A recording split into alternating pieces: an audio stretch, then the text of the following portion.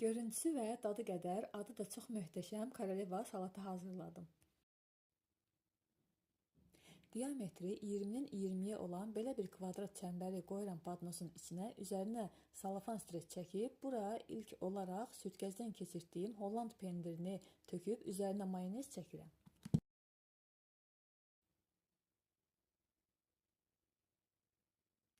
Və bu qayda ilə ərzaqları sırayla töküb, mayonez vurub, zövqə görə duz, istiot səpib, streç salafana büküb, 1 saat soyuducuda saxlayıram.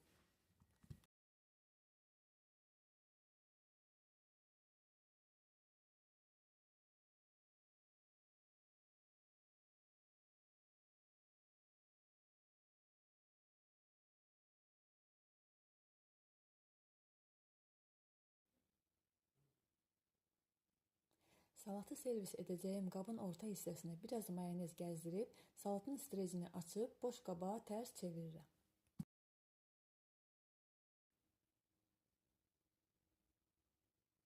Çəmbəri və streci çıxardıb, salatın üzərinə və kənarlarına mayonez çəkirəm. Lent şəklində kəsilmiş 2 yağlı kağızı bu formada qoyub, salatın kənarlarını süzgəcdən keçirilmiş yumurta ağı və bişmiş çuğundurla bəzəyirəm.